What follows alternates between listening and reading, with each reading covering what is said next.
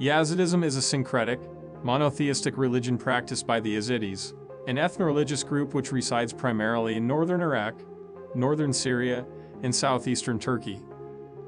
Yazidism is considered by its adherents to be the oldest religion in the world and the first truly monotheistic faith. The Yazidi calendar states that the religion, as well as the universe, is almost 7,000 years old, which is 5,000 years older than the Gregorian calendar and 1,000 years older than the Jewish calendar. Yazidism has had a rich history of syncretic development. For thousands of years, Yazidism incorporated elements of Zoroastrianism, Manichaeism, Gnosticism, Christianity, and Islam, all of which coalesced from 1162 to the 15th century. Ultimately, this process created Yazidi culture and ethnic identity.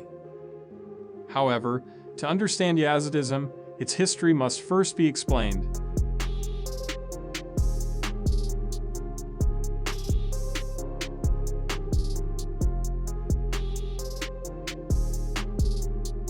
Almost nothing is recorded about the history of the first Yazidis.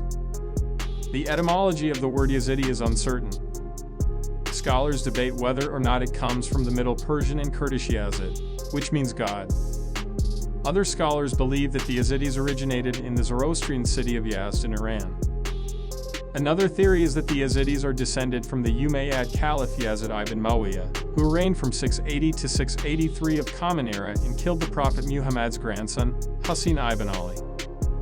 After the fall of the Umayyad Caliphate in 750, descendants of the royal family and other Umayyad sympathizers fled into the Kurdish mountains from the rival Abbasid Caliphate. There, they were welcomed by the Kurds, who remained loyal to them. The theory concludes that the Umayyad refugees intermarried with the Yazidis, passing along their admiration for Yazid ibn Muawiyah, their ancestor and former ruler. This theory is popular among Western scholars as in Yazidism, the historical figure of Yazid appears as one of the three manifestations of God, Sultan Z. The Yazidis call themselves Ezid, Ezi, or Izid, as well as Dasini or Dasin, which is linked with the Nestorian Christian dioceses of Dasni or Dasnia. There is substantial evidence for the emergence of aspects of Yazidism from Christianity, as certain Yazidi rituals are derived from Christian traditions such as baptism and the consumption of alcohol.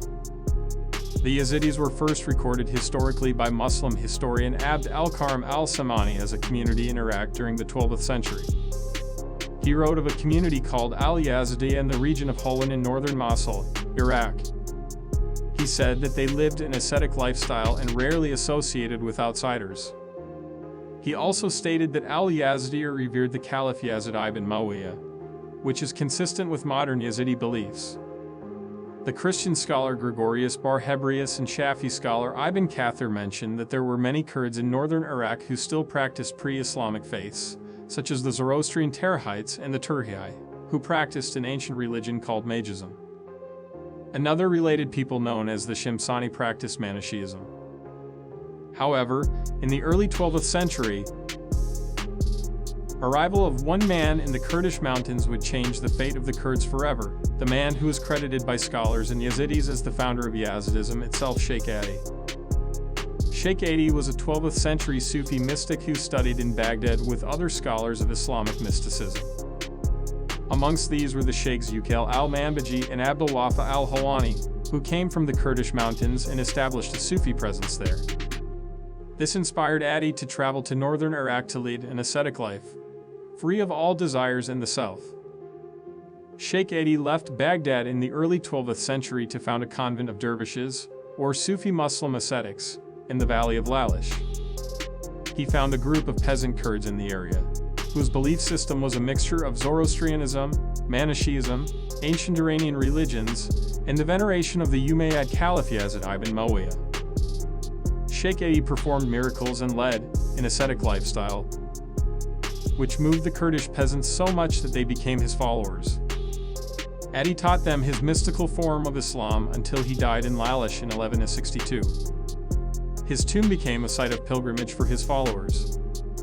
Eventually, Adi's followers turned the Qibla, the direction in which a Muslim prays, away from Mecca and towards Lalish. This was the first step in the development of the Yazidi religion away from Islam, and Sheikh Adi's followers began calling themselves Yazidis. Years later, Sheikh Hassan, the grandson of Sheikh Adi's nephew, expanded Yazidi influence throughout the Muslim world during the 13th century. According to Yazidi oral tradition, Hassan wrote the religious text Kitab al-Julalai Arbab al-Qalwa, which put Sheikh Adi's ideas into written form. During Hassan's reign, Yazidis served as soldiers in Saladin's Muslim army during the Crusades and served as ambassadors to the Ayyubid Sultanate. Yazidism itself spread throughout the Kurdish community, and many converted. The Yazidis immigrated to large swathes of the Muslim world. The increased power of the Yazidis under Sheikh Hassan frightened many Muslims, especially Badr al-Din Lalu, the provincial governor of Mosul. The Yazidis and the majority of other Kurdish groups did not support his rule. They rebelled and refused to pay taxes. Lalu feared a large Kurdish revolt under the leadership of Hassan, so he sent his army to kill and imprison the Kurds. His soldiers did so and burned Sheikh Adi's bones in Lalish. Sheikh Hassan was captured and decapitated in Mosul in 1253.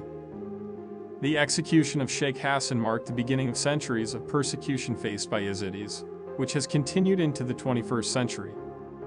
By the 14th century, Yazidism spanned from the city of Suleymaniye in the Kurdish mountains to Antioch in Turkey.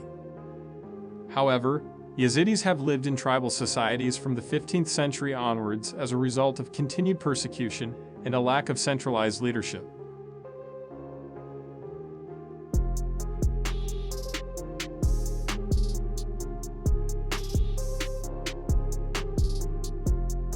While Yazidism's Holy Trinity distinguishes it from Islam, the greatest theological difference between the two faiths is how the peacock angel contrasts with the Islamic view of Satan.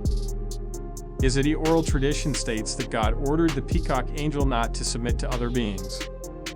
God then tested his loyalty by creating Adam, the first man, from dust, and subsequently commanded the peacock angel to bow to Adam. However, the peacock angel refused, exclaiming, "How can I submit to another being? I am from your illumination while Adam is made of dust." Consequently, God praised the peacock angel and made him his earthly representative. Thus, Yazidis interpret the peacock angel's rejection of Adam as the purest act of devotion to God. Because of this parallel between the peacock angel and Satan, many Muslims and Christians have accused Yazidis of being devil worshippers. This accusation is baseless, as not only is the peacock angel a distinct entity from Satan in Yazidism, but the concept of Satan does not exist in the Yazidi faith. In fact, Yazidis are forbidden from saying the word Satan or words that sound like Satan because doing so would associate Satan's evil characteristics with the peacock angel. Despite this key theological nuance, however, the Yazidis have been persecuted by Muslims and Christians for centuries because non-Yazidis have wrongly identified the peacock angel as Satan. The Yazidis have endured 7 to 4 attempted genocides, the most recent of which was at the hands of the Islamic State of Iraq and Syria, which began in 2014 and continues to the present day. Muslims, however, view the peacock angel's refusal to submit to Adam as heretical. They equate him with Satan, who is also called Iblis in the Quran, who, like the peacock angel, refused Allah's command to submit to Adam. However, instead of praising him, Allah cast Satan into hell as a punishment for disobeying his command.